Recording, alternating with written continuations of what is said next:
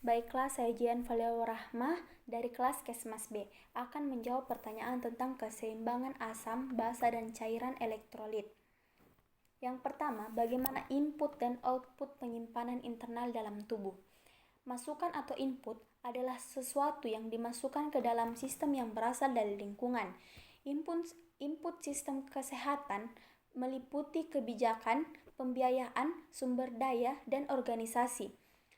Keluaran atau output adalah sesuatu yang dihasilkan dari proses pengolahan sistem yang dikeluarkan oleh lingkungan. Output sistem kesehatan meliputi informasi, kemampuan, pelayanan, dan kualitas.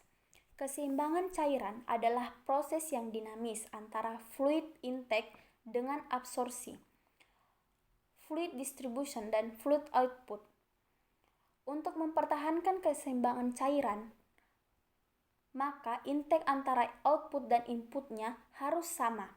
Intake dan inputnya bisa berasal dari makanan, minuman, metabolik, sedangkan outputnya itu berasal dari tubuh yang mengeluarkan keringat, insoluble water loss, urin, dan gastrointestinal melalui feces. Yang kedua, kapan cairan dan elektrolit dalam tubuh dikatakan seimbang? Cairan dalam tubuh berada dalam dua kompartemen utama, yaitu di dalam sel atau cairan intrasel yang pada orang dewasa sekitar 40% dari berat badan atau 70% dari jumlah keseluruhan cairan tubuh, dan cairan di luar sel atau cairan ekstrasel sekitar 20% dari berat badan atau 30% dari seluruh cairan tubuh. Cairan ekstrasel termasuk di dalamnya cairan intravaskuler atau plasma sekitar 4-5% dari berat badan, dan cairan interstitial atau cairan yang berada di antara sel termasuk cairan limfe sekitar 15% dari berat badan. Dalam keadaan normal, terjadi keseimbangan susunan dan volume cairan dan elektrolit antara komponen. Dan bila terjadi perubahan konsentrasi atau tekanan di salah satu kompartemen, sehingga terjadi keseimbangan kembali. Yang ketiga, bagaimana pembagian klarifikasi cairan pada tubuh beserta beberapa volume, presentasi pada cairan tubuh, dan berapa berat badan di tiap pembagian.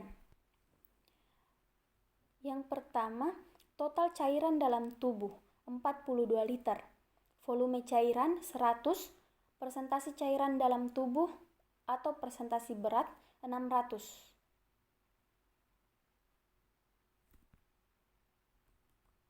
Yang kedua, cairan intraseluler 28 liter, volume cairan 67, presentasi cairan dalam tubuh 40. Yang ketiga, cairan ekstraseluler 14 liter, volume cairan 41, presentasi cairan dalam tubuh 20, dan sebagainya. Yang keempat, faktor yang dapat meregulasi keseimbangan cairan. Ada dua faktor diatur untuk menjaga atau meregulasi keseimbangan cairan dalam tubuh. Yang pertama, volume ECF harus diatur secara ketat untuk membantu menjaga tekanan darah. Menjaga keseimbangan garam adalah sangat penting untuk regulasi volume ECF jangka panjang. Yang kedua, osmolaritas ECF harus diatur secara ketat untuk mencegah pembekakan atau penyusutan sel. Menjaga keseimbangan air adalah sangat penting untuk mengatur osmolaritas ECF. Selanjutnya yang kelima, kapan pH dalam darah dikatakan seimbang? pH di dalam darah dikatakan seimbang ketika ia berada di batas normal, yaitu pada pH 7,2 sampai 7,45. Yang keenam, bagaimana ketidakseimbangan asam dan basa dalam tubuh yang bahkan dapat menyebabkan kematian atau meninggal? Gangguan keseimbangan asam basa adalah kondisi ketika kadar asam dan basa dalam darah tidak seimbang. Kondisi ini dapat mengganggu kerja berbagai organ. Kadar asam basa atau pH dalam darah diukur dengan skala pH dari 1 sampai 14. Kadar pH darah normal berkisar antara 7,35 sampai 7,45. Darah seorang dinilai terlalu asam bila pH kurang dari 7,35. Kondisi tersebut dinamakan asidosis.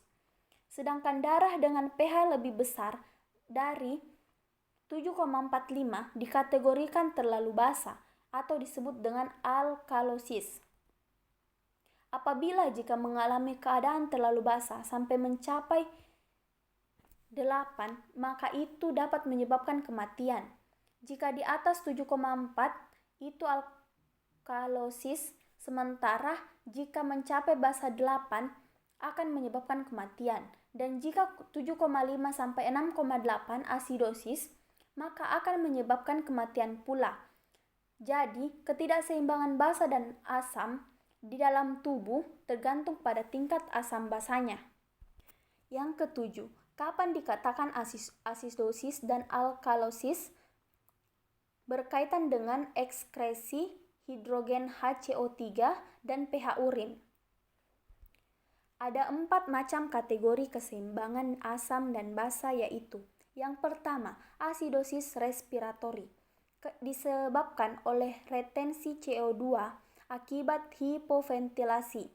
Pembentukan H2CO3 meningkat dan disosiasi asam ini akan meningkatkan konsentrasi ion H.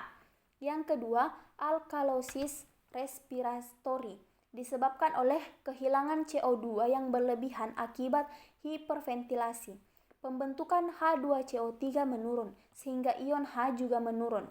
Yang ketiga, asidosis metabolik. Asidosis yang bukan disebabkan oleh gangguan ventilasi paru, diare akut, diabetes mellitus, olahraga yang terlalu berat, dan asidosis uremia akibat gagal ginjal akan menyebabkan penurunan kadar bikarbonat sehingga kadar ion H bebas meningkat. Yang keempat, alkalosis metabolik. Terjadi penurunan kadar ion H dalam plasma darah. Alkalosis metabolik. Terjadi penurunan kadar ion H dalam plasma karena defisiensi asam non-karbonat.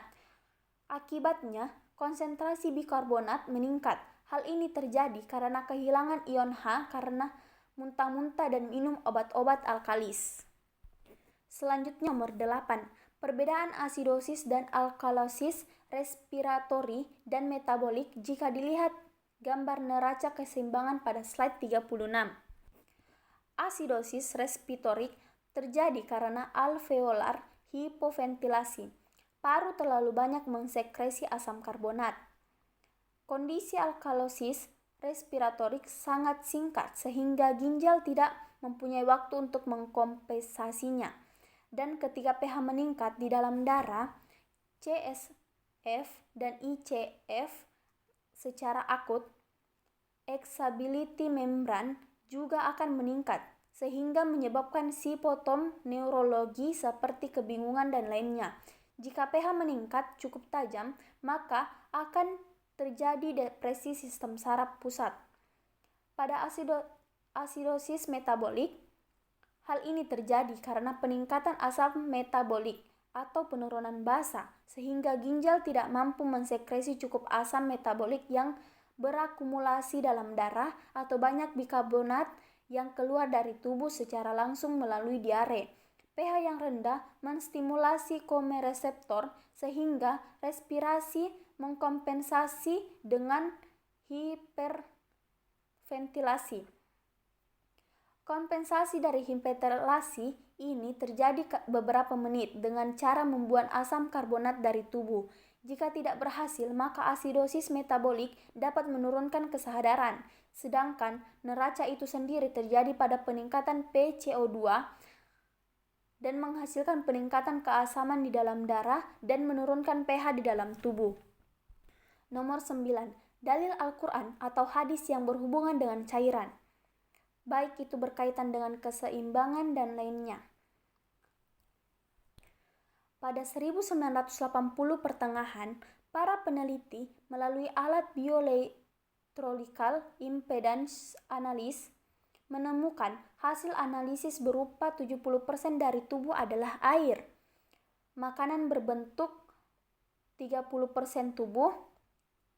Pada bayi, komponen tubuh bayi biasa mencapai 80%.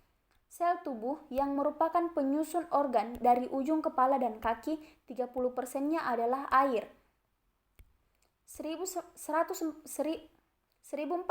tahun yang lalu, Rasulullah menyampaikan firman Allah pada Quran Surah Al-Anbiya ayat 21-30 yang terdapat poin bahwa dan dari air kami jadikan segala sesuatu yang hidup. Quran Surah An-Nur ayat Surah ke-24 ayat 45 yang terdapat poin dan Allah menciptakan semua makhluk hidup atau hewan dari air. Quran Surah Al-Furqan Surah ke-25 ayat 54 yang terdapat kalimat dan Dia pula yang menciptakan manusia dari air. Dari ayat-ayat tersebut telah menyeratkan bahwa komponen utama manusia adalah air yang diketahui setelah 1400 tahun kemudian setelah ditemukan alat BIA tersebut.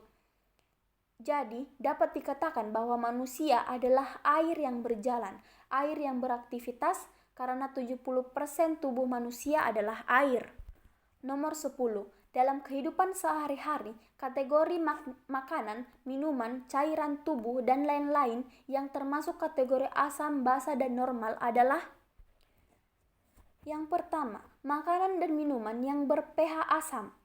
Produk susu seperti keju dan mentega, berbagai makanan olahan daging segar maupun daging olahan seperti daging komet, soda dan berbagai minuman manis, makanan yang tinggi protein, dan beberapa jenis suplemen, beberapa jenis ikan, gula, kopi, dan alkohol. Kedua, makanan dan minuman yang ber-pH basa. Sederet makanan bersifat basa meliputi buah, sayur, biji-bijian, kacang-kacangan, kentang, kedelai, legume, jus buah tanpa gula, kismis, anggur hitam, dan banyak lagi. Yang ketiga, normal atau netral. Contoh bahan pangan bersifat netral adalah minyak zaitun, krim, mentega, susu, pati, serta gula.